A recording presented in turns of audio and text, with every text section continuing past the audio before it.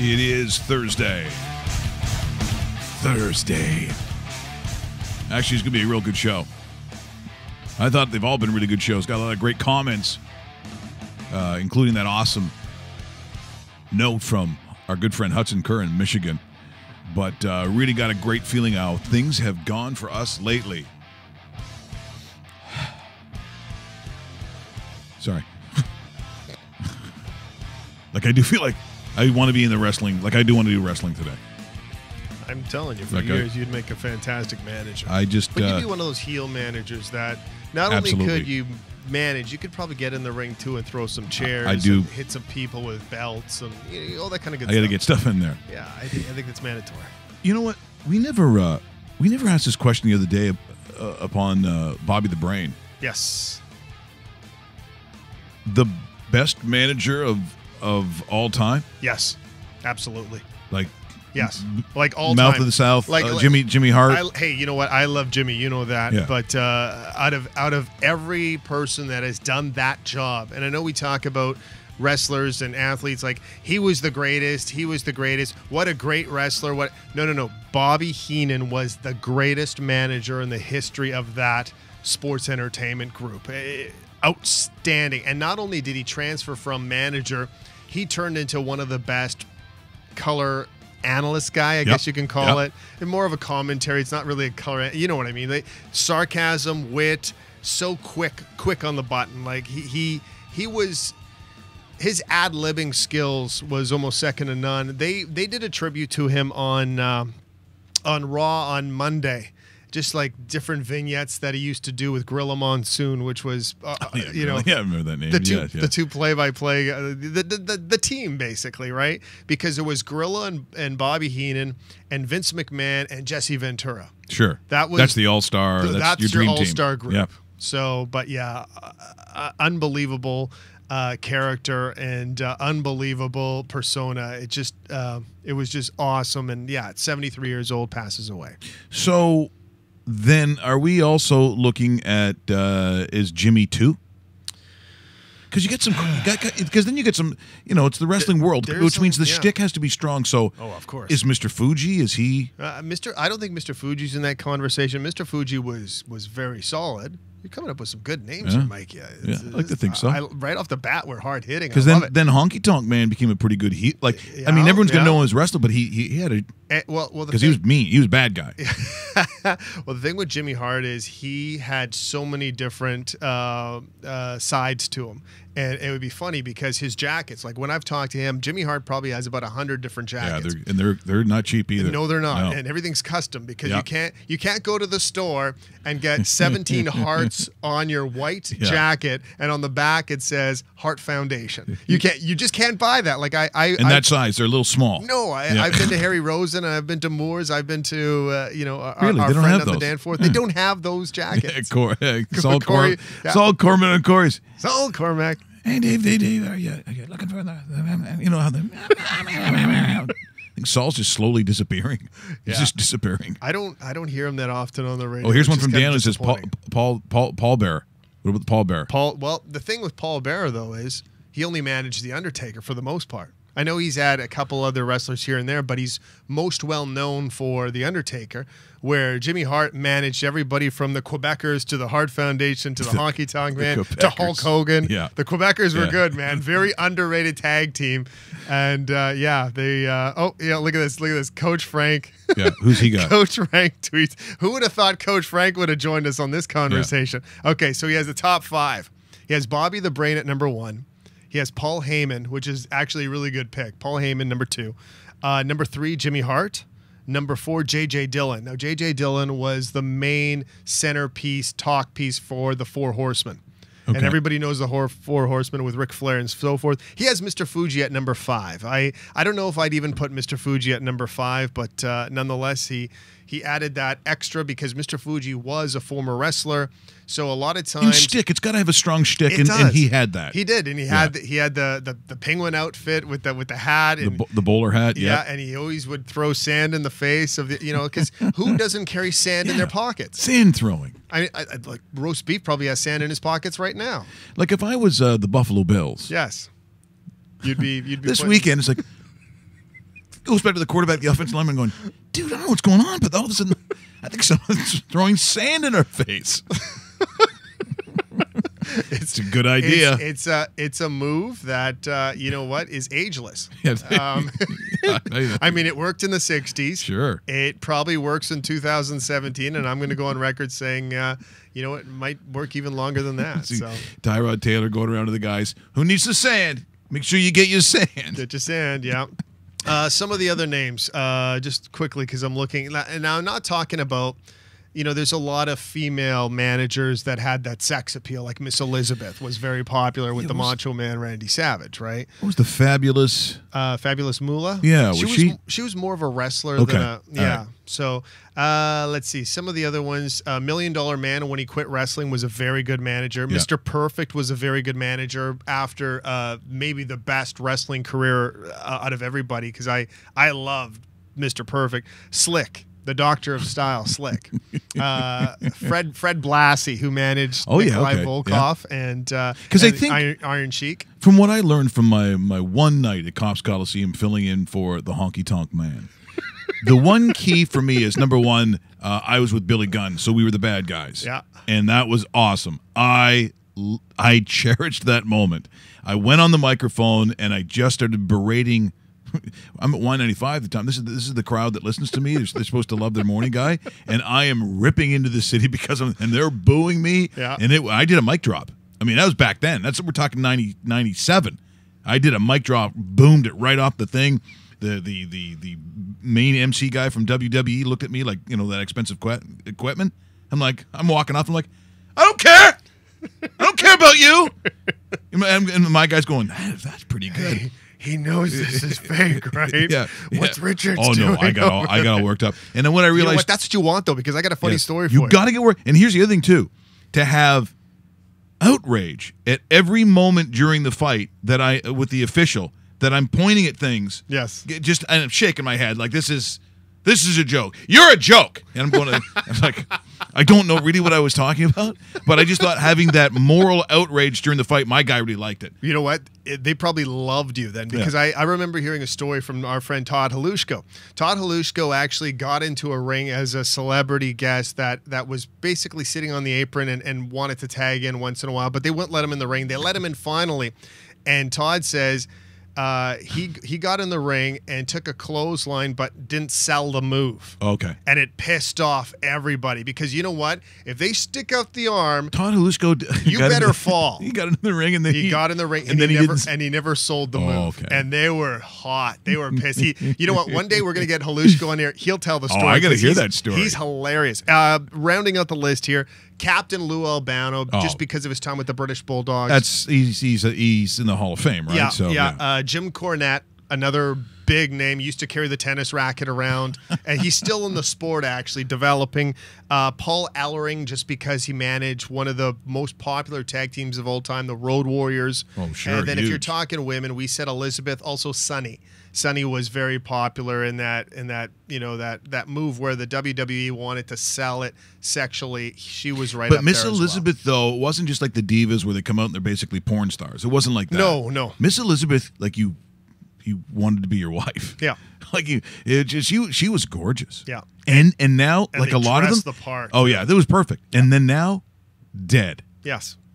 Like she died when she was what, in her 40s? I'm guessing 40s. Yeah, it was a lot earlier than it should have been. What a crazy sport where even that happens. I don't know. We got off on that, but I know a lot of people. We didn't cover it. We didn't talk about it, so I thought that was kind of cool to do that today. That's good. Hey, got me going first thing. And Frank's alive and well at work. He's pumped up now. He's hoping we go a full hour on this. I'm sorry, we're stopping now.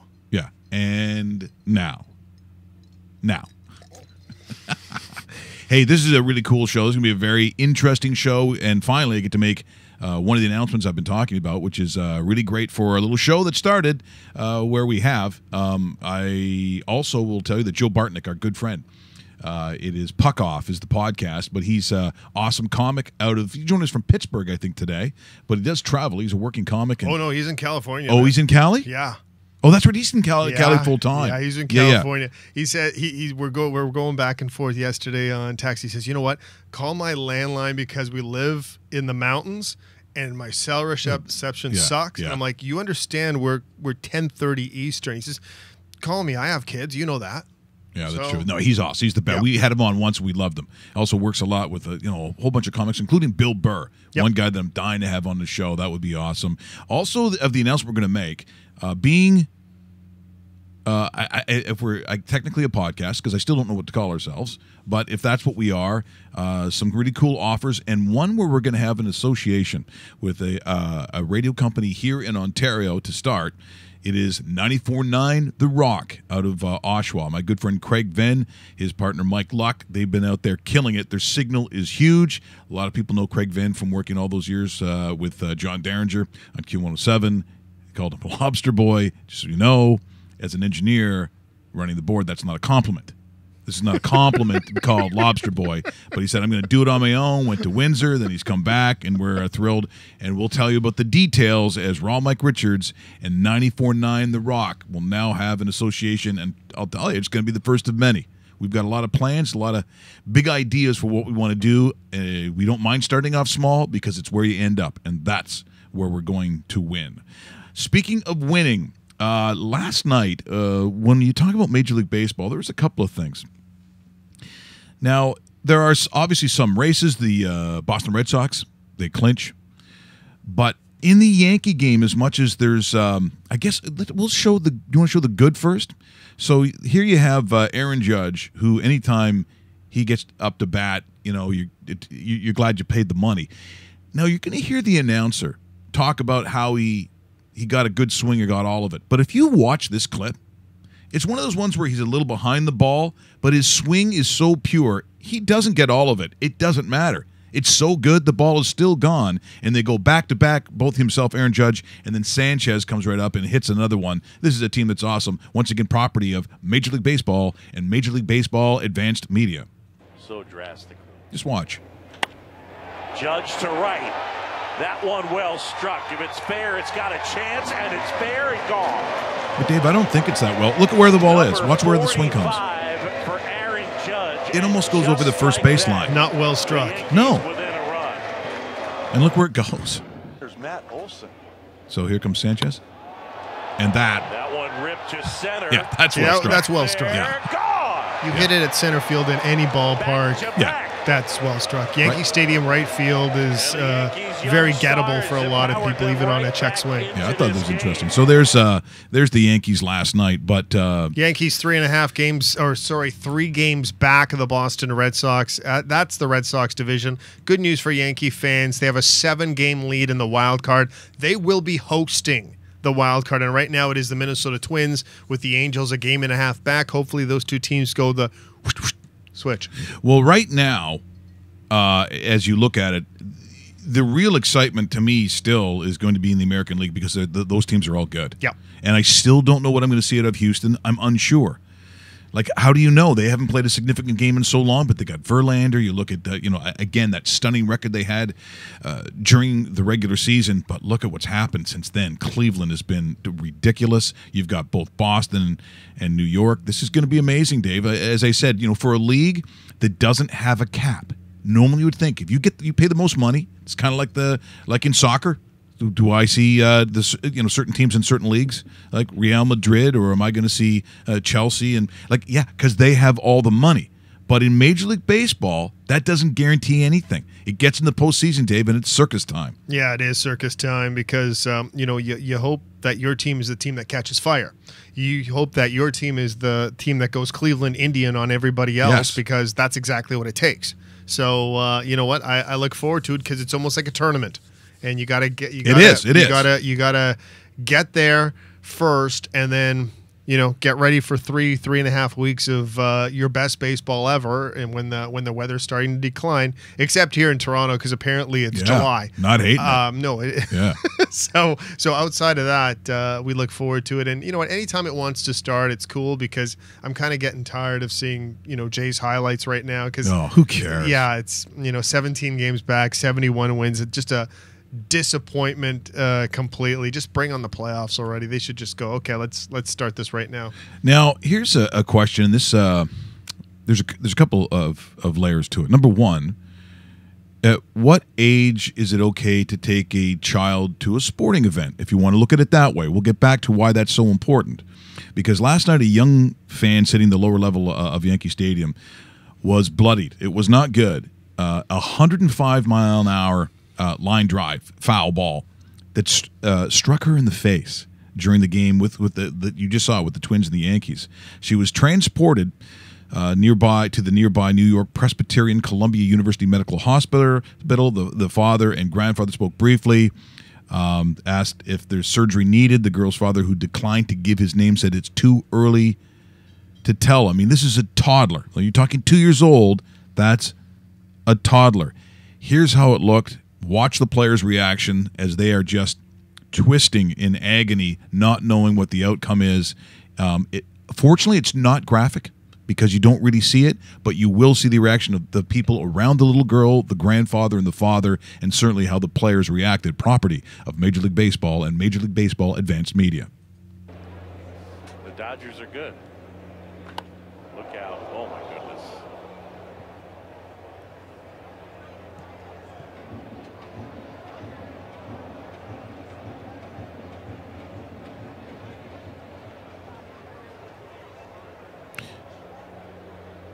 I mean, they don't know. No one knows at this point and what's going through their minds or what the situation is. It was absolutely laced.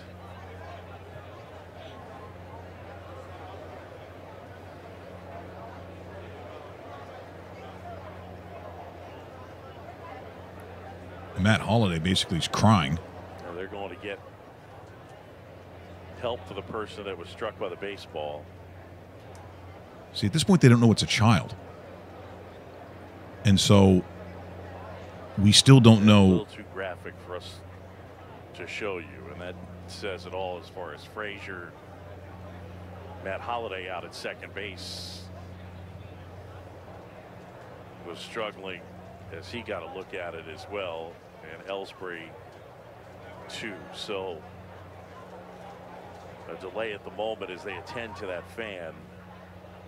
Yeah, it's just they didn't know at that time and still don't. Once again, that's just hard stuff to watch. Yeah, it's really tough, actually. And, obviously the NHL and hockey in general addressed this how many years ago with the meshing? Is it 10? Are we 10 years in? Yeah, or maybe not quite?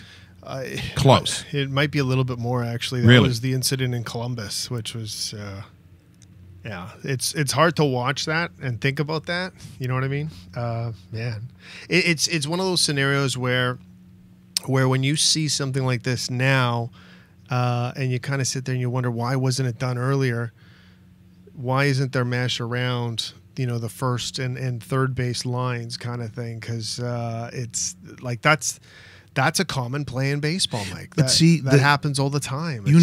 I'm culturally, I was not brought up on baseball. Baseball is the one sport that I'm not necessarily, it's not natural for me to be in tuned with. Obviously, I study it, watch it, seen it, and you play it to a degree, but it's not something that I would necessarily say that I'm some sort of expert or aficionado on. I'm not. Even the culture of going to the games, there are people who go and they score. They score their own games, which I thought was weird. But the big part of it were people getting balls that go into the stands. Guys bring their own gloves. This has been going on forever. Yeah. And part of that culture says when it goes up there, the camera always shows guys and they're out there trying to one-hand it. Some guys one-hand it while they have a beer in their hand. Like it always becomes this thing that you go to that position in the park because you believe that you're going to get a ball. The only thing I don't understand, if that is the case, then why am I bringing a 2-year-old?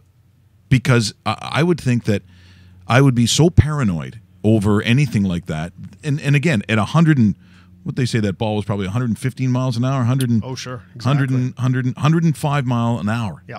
I don't know if necessarily, and again, for me sometimes in taking children to sporting events, you're probably talking to the wrong guy. I think when I first took Jordan to a football game, he probably was, I'd say probably 8 or 9.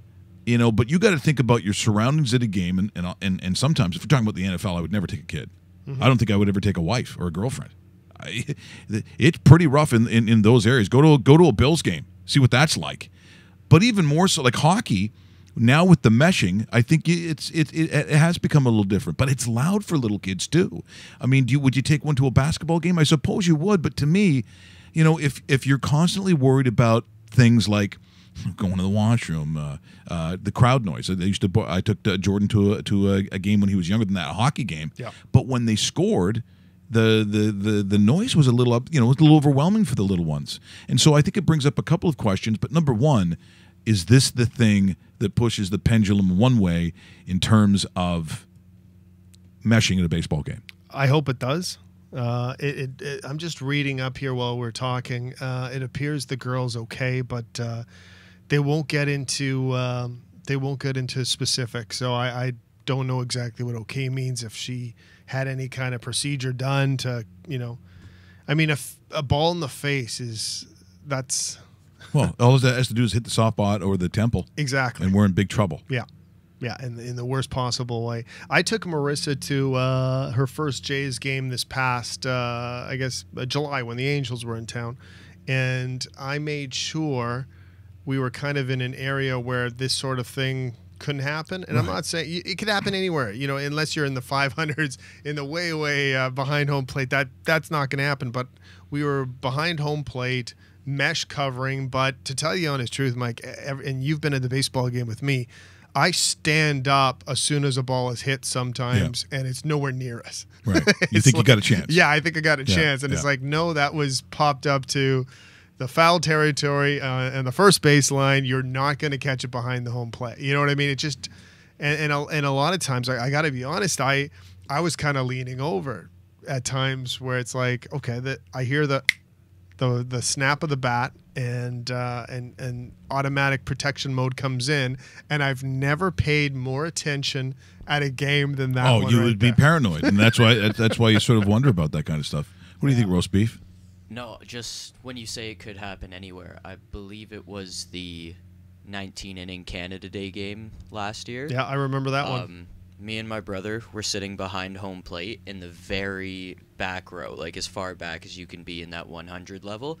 We had a foul ball come straight back over the mesh right in the seats behind us. Wow. So even behind all that meshing there, like, still goes through. Still gets right to yep, you. That's exactly it. Yeah, you just never know. So hopefully that, as you said, hopefully that will turn out okay.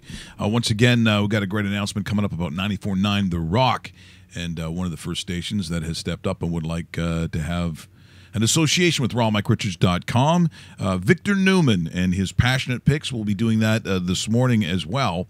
Last week he went on a huge run, and if it wasn't for taking the Seattle Seahawks, that was a huge a 9-game parlay.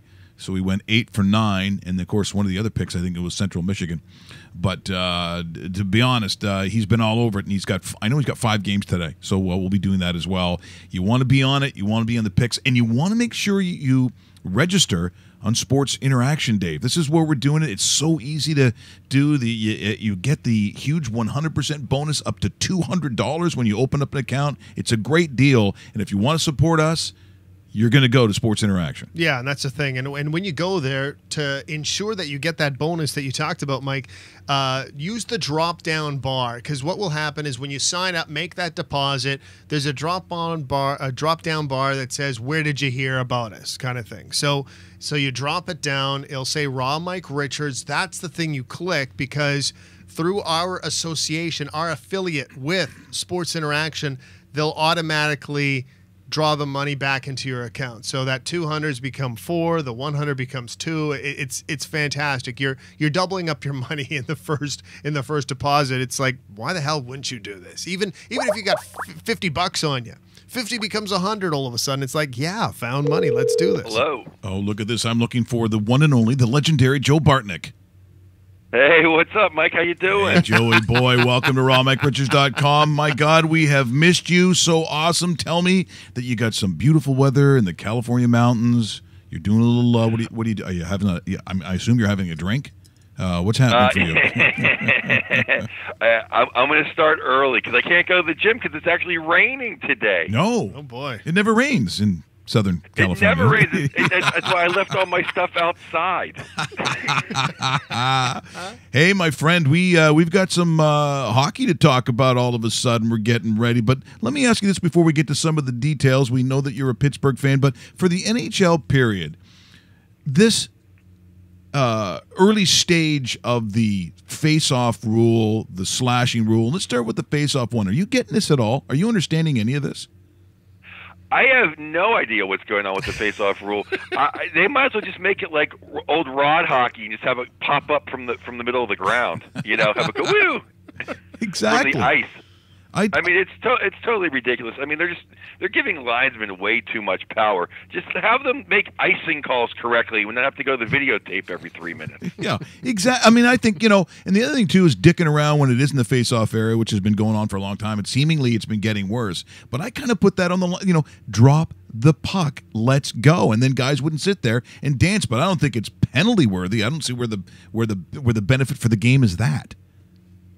No, it's all fun and dandy when you're playing in China. But what happens when it's in the middle of February in a national televised game, and then it's Washington versus Pittsburgh, and all of a sudden there's a 5-on-3 because Jake Getzel is late getting it into the circle and makes a move after he's the second guy in on a face-off with Nick Backstrom. It's just ridiculous. Yeah, it is. Good to talk to you, Joe, as always. Hey, so Dave. So my perception of this whole rule, and by the way, speaking of that game in China, I know you're watching, Joe, but just in case anybody is listening to us right now, watching us right now, Canucks have the 4-2 lead on the Kings in the midway point of that third period. So there you go. In-game analysis. Wow. If you're not watching it, they're going to re-show it every 3 minutes on the NHL Network until Friday. That's exactly it. You get the sense, though, where, and we see this with a lot of sports, you have the preseason games, you clamp down on stuff, but you know what? On October 4th, when opening night is out there, things are going to change, and this face-off rule isn't going to be as hard-assed called as it is right now. Probably. I think at least by American Thanksgiving they're going to give up on it. But I actually think the slashing is more disturbing because they're just taking a whole way of life out of the game for no reason. I mean, Sidney Crosby gets maimed, the best player in the game, and headshots. Well, they're just a part of the game. Mark Mathot, a ham and egger, gets his pinky broke, and all of a sudden the world has to change. I knew you were going to bring that up. Like I should have taken a total on the over-under on that one because I knew that was coming up at some point. So, all right, let's talk about the beloved Penguins. What a great story they were last year. And depleted. The way that they did it on the back end to me was extraordinary. But I think people who still refuse to buy into really the greatness of a Sidney Crosby, I think is I always find it weird when you find extreme hatred about that. Now, look, if I'm talking to a Flyers fan, I understand. I understand where the hatred comes from. But when you're taking a look at this team this year, Joe, and you're looking at the Penguins as we get started, what do you think the thought and the philosophy is? Because I'll be honest, when you win a cup and have to play that much hockey and lose the man time that they did, it's really tough to come back the following year. They say that, but I never thought they could repeat. So they can possibly three-peat. It really comes down to there's not going to be any Olympics this year. There's no World Cup. They should be a little bit more rested. I know there's a lot of openings in the schedule this year. There's like 3 days off, 4 days off. So maybe the big boys can get some rest. I think it's possible. So, Joe, what kind of teams are you looking for this year as far as being the contenders? We know the Pittsburghs are going to be there and so forth, but what other teams do you have competing right now? I know we're still a couple weeks away from the whole thing actually starting, but who do you like, and who had a nice offseason that tempts you to say, yeah, watch out for them? Well, I think it's crazy to pick a team that didn't make the playoffs to all of a sudden be the Eastern Conference champs, but I'm going to do it. I like what Tampa Bay did. I knew you'd say that, yeah. Getting Steven Stamkos. If Steven Stamkos comes back at 85%, they have the two superstar models with him and Kucherov, who I just think Kucherov just made a huge step last year and was just flat out amazing. And Hedman. I mean, if Carlson wasn't Jesus, Hedman could have won the Norris last year. Hedman was amazing. No, he was. And when you look at Tampa Bay, because I have them to win the Atlantic, are the Maple Leafs the second best team in that division? I believe so, although I still think they're a defenseman away from a Stanley Cup run. Mm-hmm. But I absolutely think they're the second best team in the Atlantic. Well, of the young, it's funny, we played a clip yesterday of Wayne Gretzky talking about the possibility at some point of an Oilers-Leafs Stanley Cup, which, a bunch of years ago would have seemed, just absurd. But I don't think it's that crazy, but it's definitely not going to be this year. There are some teams that obviously slipped. Where do you think, for instance, in what the Kings have gone through and maybe getting rid of Darryl wasn't the thing to do, but where do you think the Kings are going to fall this year? I think they're going to be very mediocre. And I'll tell you, last year Jeff Carter saved their season. They would have been closer to Colorado than the playoff spot last year if it wasn't for Jeff Carter. And then you look up and you see on their top line now with Kopitar, who had a terrible year, there's going to be Mike Camilleri. So, everything is solved. That was ridiculous. Going out and getting Camilleri and getting nobody else was an insult to everyone who loves the Kings. Yeah, but you know what? Let me disagree with you for a second. That was a cheap contract, though. If you're the Kings and Mike Camilleri basically wants to play for LA and it's at a really good reduced price, why don't you bring him in? Well, you could bring him in to play on the third line, but Kopitar needs someone that that didn't play in the 1980s. Right. Somebody taller than 5'5". Yeah, I just think that they needed scoring. Scoring was so down, and they need someone that can score quickly on the rush. And I know Camilleri, the league is all about speed right now, and the Kings are so slow. They're so slow. I mean, even Gabrick, he's old. He has rust on those wheels. No, he is. And Kopitar is slow. How are they going to score on the rush? They're going to grind people to a halt. The game's different nowadays. It's a different game. Let me throw something out at you, and I don't think this is anything new that you've heard, Joe. If Drew Doughty doesn't sign with the Los Angeles Kings, and if they don't like what they're basically doing in Los Angeles, could Drew Doughty be that one piece the Maple Leafs could parlay themselves into that group, that upper echelon? Because I think it makes a lot of sense considering where that guy is from.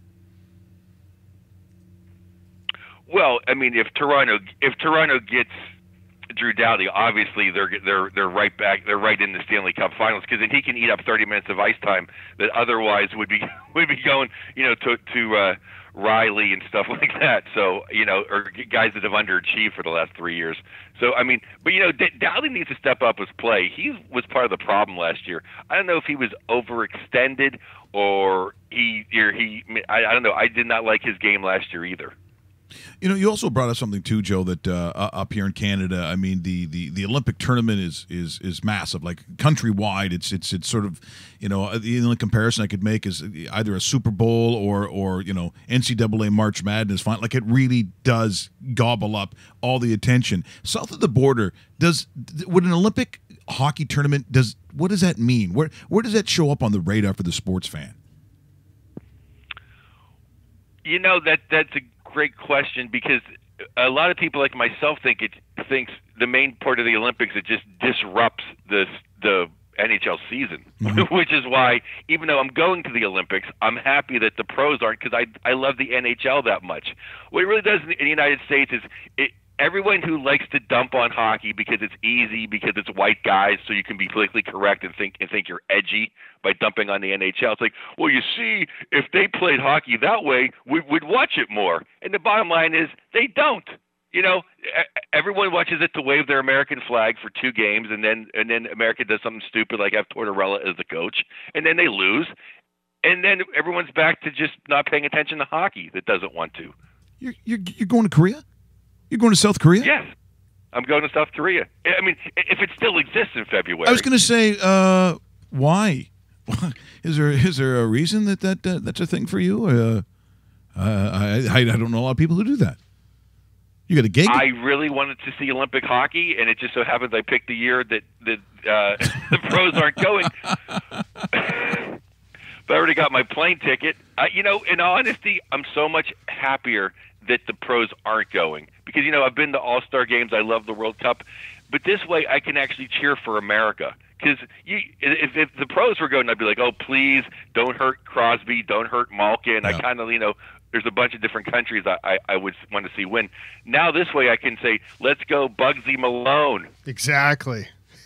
Exactly. Yeah. Hey, Switzerland might win the thing. Yeah. I don't know. Man, it's It's not going to be a tough ticket to get, Joe. You know what I mean? That's you can go to a lot of hockey when you're there. Let me ask you this: NHL wise, entering the season, we know the stars of the game. We know the teams that most people think are going to be there. As far as the rookie class, the rookie crop, what are some of the new players you're looking at, and guys that are not only looking for a Calder Trophy, but looking to impress in their first season? I thought Nico Hischier looked pretty great for the New Jersey Devils. He's getting a lot of ice time too now with the Boyle goal the other tragedy. day too, yeah. And Zajac not being Zajac's out for 2 to 4 months. I mean, I think the Devils are, man. Just when you think something's going good for the Devils for a second, they just fall back.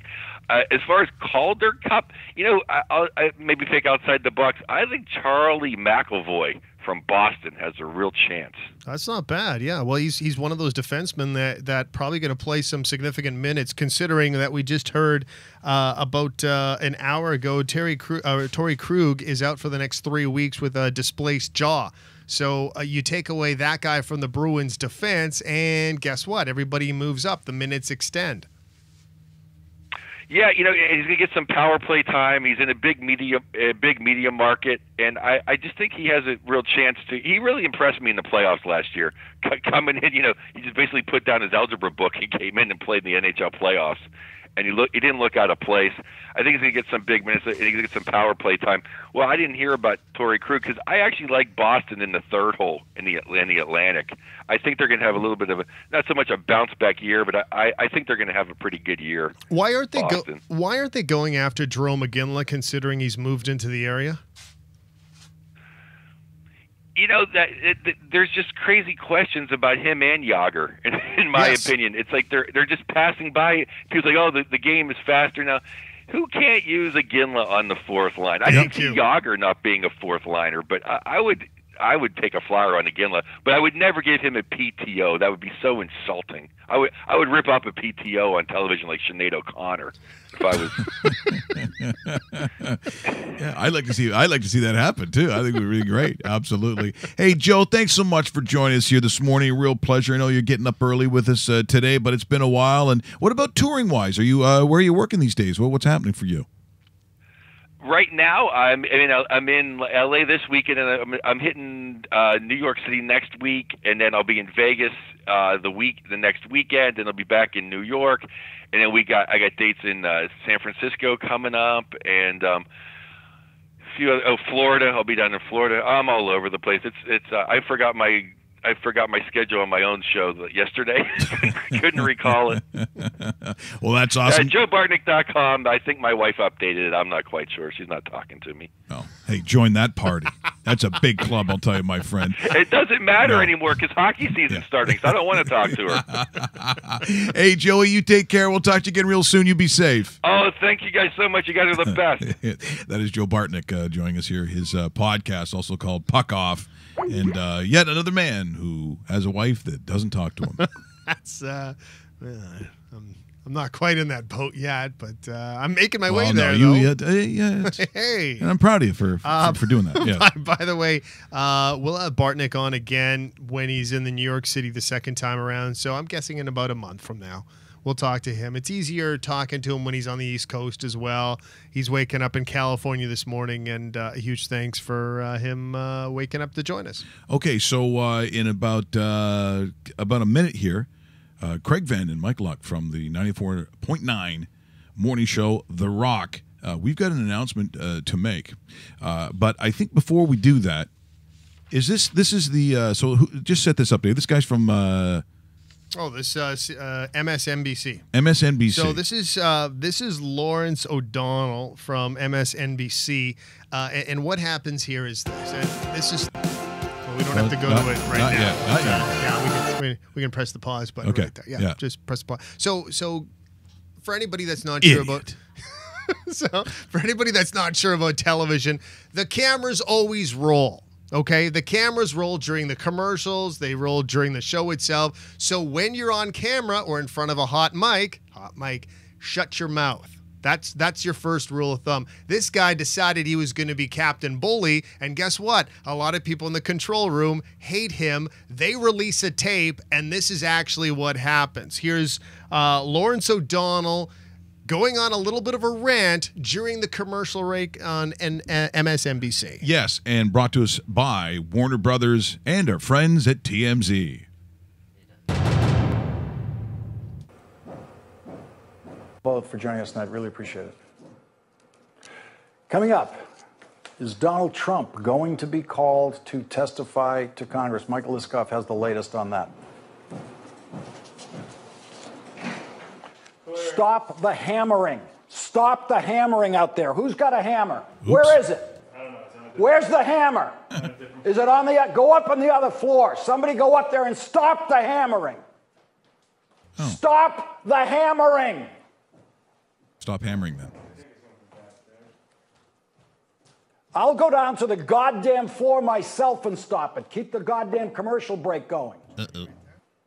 Call fucking Phil Griffin. I don't care who the fuck you have to call. Stop the hammering. Oh, the F-bomb. That's not nice.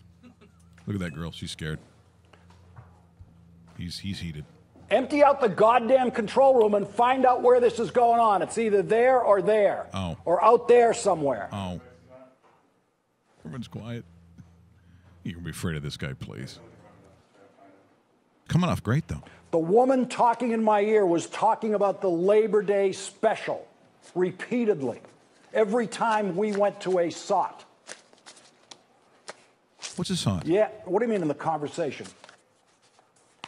Not in the Bush SOT, no. Okay, all right. Everyone friends now? Yeah, there's that girl. No, she's still afraid. Fucking out of control. Oh my shit. Oh my. Yeah, but he seems like a great guy. Heard that. Here we got. Here, let me just. We've got. Who are the intruders in the studio? And trust me, they look like intruders. Taking over. We get nice digs here. This is a beautiful We booth. may actually take over if we can. Yeah. Hoping to move out of our lovely digs and into yours, if you wouldn't mind, Michael. And what's with the Barry White voice? over there? yeah. Okay. No, Hey, no. I put that on. just so you know, that might work on the chicks, not working on me, pal. Okay, let's. I got to listen to it every morning, The Michael. reason that I have these wonderful young men, and you might recognize Craig Venn, longtime radio veteran, worked for years with not only myself but John Derringer for how many years? 11 years with Derringer. Well, thus the drinking. And Mike Luck, who I met the other night for the first time. Yeah. But boy, I'll tell you what, we've got something really exciting that we're announcing here on rawmikeRichards.com. A great association with 94.9 The Rock out of Durham. We can say out of Oshawa, but the reality is it is a huge station here in Ontario. For those of you, because a lot of you listen to it, I know that. And it's sort of like, that 97.7 where they're not actually Never heard of them. in the GTA. No, don't know. But they boomed for all the other people that need to know across the country, and for those who are watching in the States. These two are the morning guys. They do a great job, and their station is wildly successful. And so we got together and thought, hey, How can we take this? Yeah. I live out that way. So what's going to happen is a couple times a week, I'm going to jump on with the boys. And then otherwise, some of the material that we do here on rawmikeRichards.com, even if we travel somewhere, just a lot of the stuff, we now have an official association with 94.9 The Rock. Ladies and Thank you. gentlemen. Thanks for joining us. That is Happy to have you. It's exciting for me because Mike and I started together years ago, and I was just pushing the buttons and being yelled at by Mr. Richards. You've been doing that for your entire career. And he was one of the first guys who introduced me to, we do a little work, and then we go out and have some drinks. Yeah, and now I've combined it. Look where you are. That's right. This is a dream come true for you. The show is in a bar. When you first said it, we didn't believe it, but yeah, truly look at are. that. Oh, And they've yeah. got something called Ass Ale, which I'm looking forward to trying in a little Well, bit. that's something that Rusty brought in. And I got to be honest. He can make it about once every 4 hours. So Okay. yeah, you may not want that one. So, we're looking forward to having you join us. Now, we're thinking Monday morning might be a nice start. Monday would be very nice. All right, we'll get in there and we'll just do like this. We'll just hang out and gab about whatever you want to talk about. Like we were talking about the dude from MSNBC earlier this morning. Yes. Not as good as the Bill O'Reilly rant. No. Doesn't come close to the. No, and no one knows who this guy is. Not really. No, not really. Like, we're MSNBC. I don't even know what channel that's on. No. Is it a channel or is it online? Is it a channel? That was live I think television. I think right? it's a network thing. Mike, no one wants to hear your shit, okay? You're trying to impress so early, and it's really annoying. Okay. But I don't know where. It seems like where the smart people go. Yeah, Right. Yeah, the very liberals. Is it by, like, see, the channel I watch all the time, I don't know, it's called Ex-hamster? AHC, American Heroes Channel. I've never seen this. What is that? Oh, it's nothing but Nazi hunters, Hitler. Anything you want to know about Hitler? Like, you wonder about a mole by his wiener. This show has it. Right. Hitler had a mole on his wiener? Well, this is what you've learned? Well, look, the things I take away from it. Maybe other people saw other stuff. No, it was more about the invasion of Poland. Yeah, but But he made the Volkswagen. Get along with the wiener talk.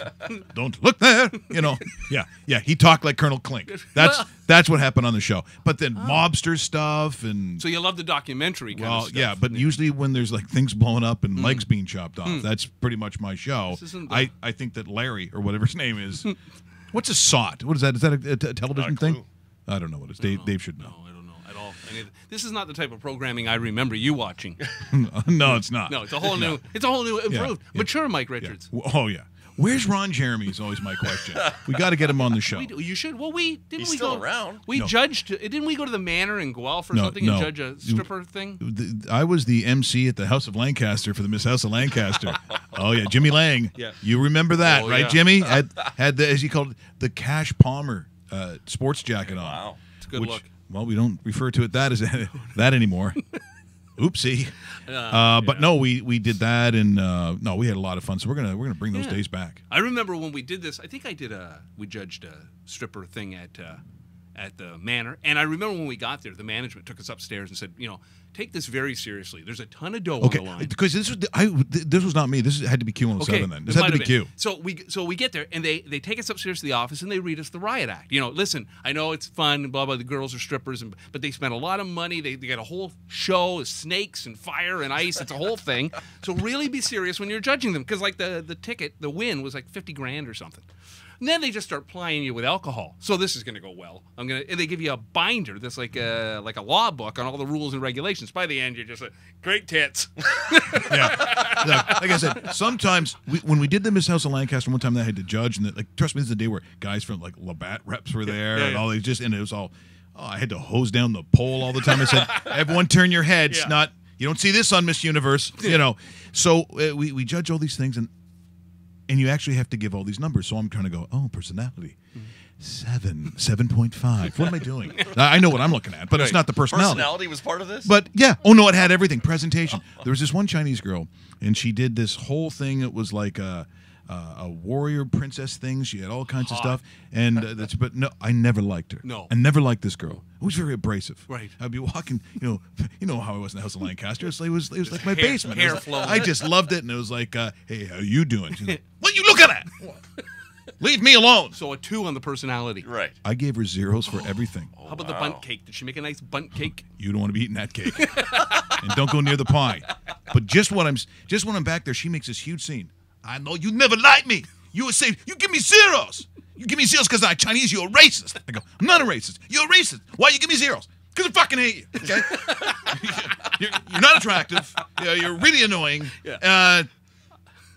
And there's other things too. I could be treated like this at home. I don't need to come here for this. Look, I know that Hitler had a weird mole thing by his wiener, so I'm tough. I see details, and I don't like anything that you have. And this is what we can expect on Rock Morning. Yeah.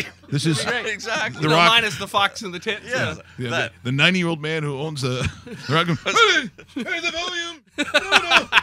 Talk about Shirley Temple.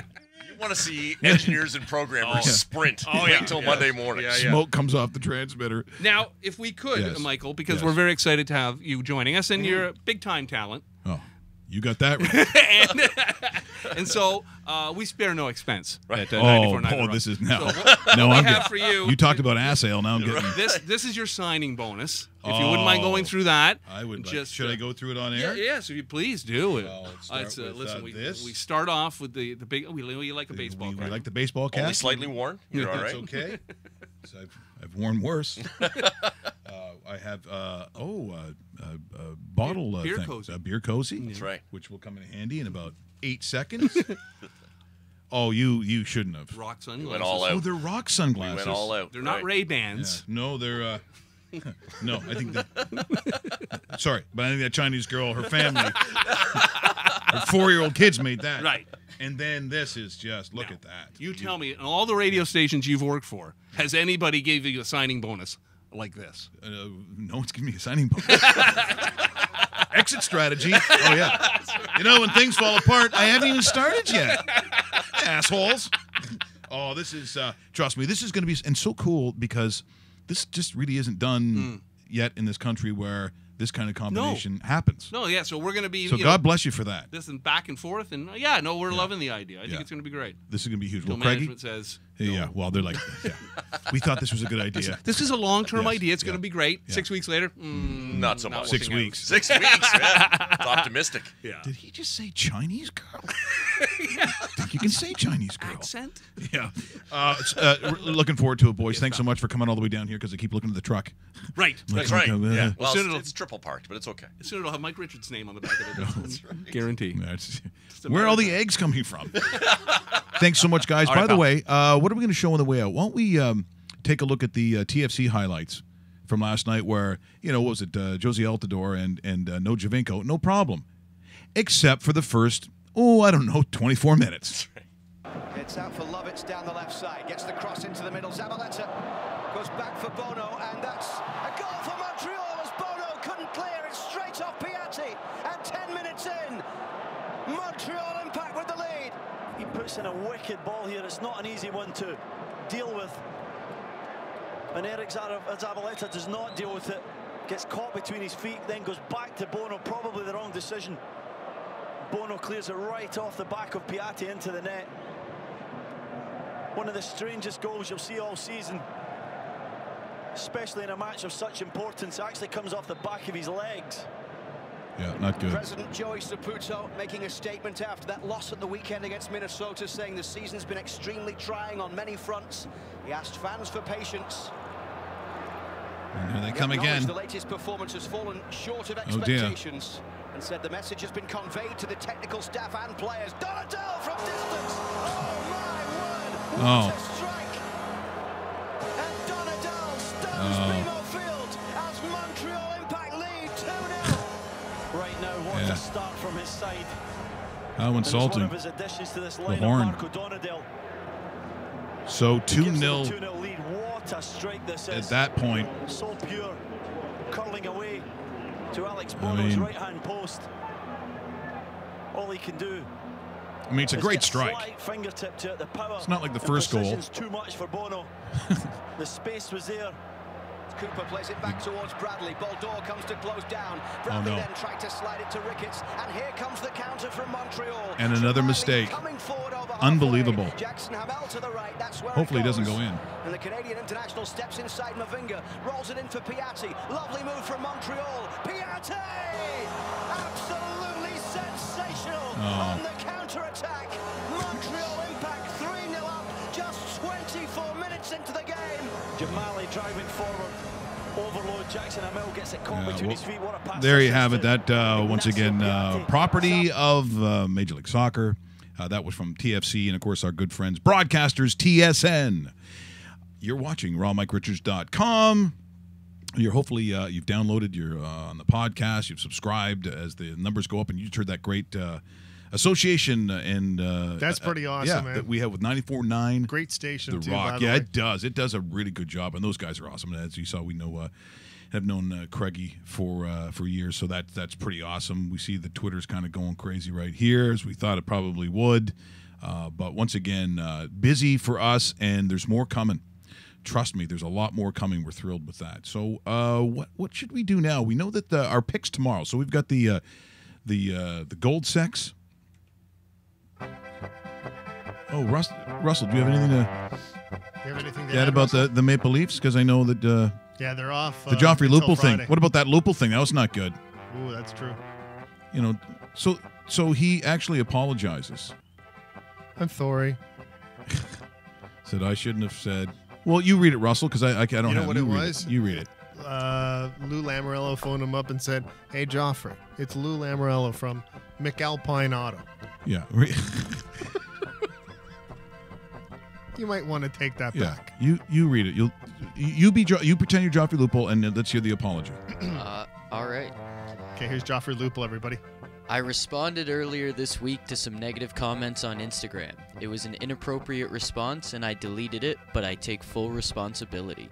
It's been extremely tough not being able to play over the past 1.5 years. I will not be seeking a second opinion, but I hope one day to be able to get back on the ice. I apologize to the media, fans, Leafs organization, and most of all, my teammates for this unneeded distraction. Yeah. And I think actually if he had used the polka music, it also might have sounded a little more sincere, if you ask me, because I think polka music does a lot of good for a lot of people. What do you think about that? Does it mean anything, or is it's just something that absolutely? Because I had a feeling absolutely no one's going to remember this after, like when they go back. Remember before 2017 that whole thing with Joffrey Lupul, and he was snowboarding, and he said that the Leafs are cheaters, and I'm going to say, no, I don't remember that. No. Joffrey Lupul should be thankful that every 2 weeks on the Friday he's getting a bank deposit as much as he actually does get, because he'll never ever make that money for the rest of his life, even if he lives to 150. So take advantage of what you have, because even when you finish up this contract and you try to come back on a PTO with some team, you're not going to last training camp, because he will not play in the NHL again. Yeah, it's a luxury. I'm sure there's other sports and teams. Can you imagine NFL football players looking at that? Oh yeah, jealous as hell. You could sign like a $10 billion contract, and in a week they could decide that you're not the guy for them. Bingo. Depending on how much they've guaranteed up front. And that right there, what you said, is 100% true, and that's why the NFL will strike when this agreement is up. They're walking, folks. The Zeke Elliott ruling, about what they can do above and beyond that power, I guess it was given to him in the first CBA. But trust me, Smith gets in again. By the way, they voted to have him back as NFLPA director. So trust me, this thing is going to it's going to happen. Yeah. So some news and notes before we say goodbye. And Victor's going to come in too shortly. Yeah. Okay. So Victor's coming in a second. So I'm sure there's probably a limousine pulling up somewhere around here. But Phil Gray, senior lines manager from Sports Interaction, will join us tomorrow on the show. So we'll talk lines, where the money is going, where it's not. He doesn't really give picks per se because he's a lines maker. Yeah, that wouldn't look very good. I like the Cowboys as he adjusts the line. Like, maybe -7.5 in other books, but it's -1.5 here. But he'll give you a little bit of direction on why the numbers are where the money is flowing. He's a great guy. Hopefully he's a regular on the show. And also on Monday, this is confirmed, on Monday morning at 10:30, we will have in studio Doug Ford. Yeah, very cool. Who is running for mayor next year at the city election here in Toronto. He joins us in studio. We used to have a lot of fun with his brother Rob when he used to come on the show with the CFL picks. Yep. And maybe my most, the best mayor I've ever seen while I've lived in the city. Hopefully Doug has a really good shot in 2018. We'll talk about that. We'll talk about everything city. And you know what? We'll probably throw a little bit of sports things in there, even though he's not as sporty as Rob was. But here's a weird story. Do you want to hear a weird story? Yeah, and this to me is so bizarre.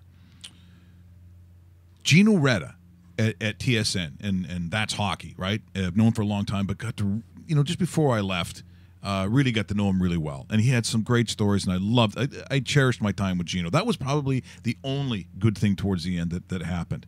But he started talking about Robbie and Dougie. I said, Robbie and Dougie? He goes, yeah, I was their football coach. What Robbie and Dougie? Gino coached. Oh, really? Both Rob and Doug Ford in football. Oh, I didn't know that. That's crazy. That is crazy. Because I'm going to ask Doug for sure. I'm going to ask him that question about Gino. Yeah, absolutely. But isn't that weird? That is weird. I'm going, Gino, how old are you? Because how's that even possible? What were you, 10? I mean, come on, that's weird. It is. Yeah. Or he's lying. Hey, Fratello, I just got to call it how I see it. But no, that is true. Oh, we were talking about that. Oh, the limousine is here. Is that? Yep. Yeah, I believe he is. He's walking into studio. So once again, our Thursday staple. It is direct from Hollywood, California. It is Victor Newman with his passionate picks here on Raw Mike Richards. Victor, good morning. Well. Let me just say something to you today. You look damn handsome. You know that? Thank you, sir. You've got that DraftKings. I would call it a windbreaker. That's kind of a pullover, but we'll go with windbreaker. DraftKings. Yes. I bought them last week. You did? I own the DraftKings. Oh, boy. I am the goddamn DraftKings. So you are the king. You've got that right, cowboy. Now let's get to some great picks. Last week I was very disappointed in myself. How I lost one game is beyond me. Taking the damn Seattle Shithawks. But I've learned my lesson. It's the Seahawks. Don't interrupt, David, all right? By the way, shut the hell up. Sorry. I'm Victor Newman. You got that? By the way, I saw those two ruffians come in from that morning show. Yes, The Rock. Yes. Good guys. Yeah, it looks like that one came from underneath a rock. That Craig Venn. He smelled worse than Timmy the douchebag. Nobody smells that bad. I think he's on the crack cocaine, all right? And here we go. College football. West Virginia at Kansas. Guess what, Kansas? You'll need Dorothy for this one, and probably the Tin Man and the line, because you're going to lose. Good one. Don't interrupt, David. I like you, but not that much. I've got 20.5. That's right, minus 20.5. They will beat them by 21 for sure. That game is in the bank. Do you hear me, Stephen Rapp? You're a damn idiot. Don't be an imbecile and don't interrupt Victor Newman ever again. Let's go to the University of Massachusetts at Tennessee. This is a gimme at 27.5. Ooh. They might even cover that by halftime. Massachusetts is beautiful with famous people. Do you remember Jackie Kennedy? I do. I was making out with her like crazy. Flickering tongues on the beach.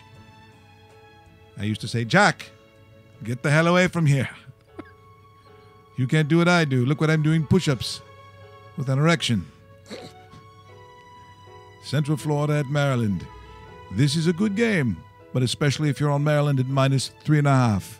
They're at home and it pays a 195. That's damn delicious, David. You're going to take that. It is. And finally, Utah at Arizona. What university was that? The Utah. Oh, okay. The Utes. Minus 3.5 at Arizona. And I'll tell you what, those desert dogs are garbage. Good nickname. Actually not called the dogs, but you listen to me. I know what the hell I'm talking. There's that Craig Venn. Look at him begging for drinks right there. I told you the man's damn disgusting. I saw him in the men's room. What was he doing there? Eating a Euroball puck on his knees. Does he still have that same sort of thing Hitler has? I wasn't looking that closely, to be honest, David. There's your picks right there. West Virginia, Tennessee, Oklahoma at Baylor. Did I say that? You did. I don't think I did. No. 27.5. Once again, Oklahoma is going to run over Baylor. And trust me, if there's a dressing room you don't want to look into, it's down Baylor. Good luck this week. I'm Victor Newman. You got that? Victor Newman and his passionate picks every Thursday on Raw. Mike Richards. And, of course, tomorrow we'll go through the whole, the rest of the picks. Well, the foreplay, the Gold Sex picks, and a new segment we like to call Roast Beef's Stew of the Game. Do you got a roast beef stew of the game? Yeah, no, you don't. Apparently. Yeah. You know, one day I want to come in here and hear about all this conquest that you had one weekend, like all kinds of stuff going on. Could it be this weekend? It's going to be hot. Yeah, it could be this weekend. Could be this weekend. As Kiss would like to say, it could be hotter than hell. That's right. It's no shirt weekend for roast beef. Yeah. Become best friends. Yep. I'll be Mitch Miner. Yeah. By the way, Beef Stew's birthday tomorrow. Oh, it is? Yeah, so we got to do something for you then. You got it. We definitely. Like pie in the face, you're thinking? Roast beef with the garbage that you got to put up with, considering the show wouldn't even exist if you weren't here. Let's get that straight. We got to get you something nice. And by nice, you know what that means. Prostitute. Let's get ready to rumble!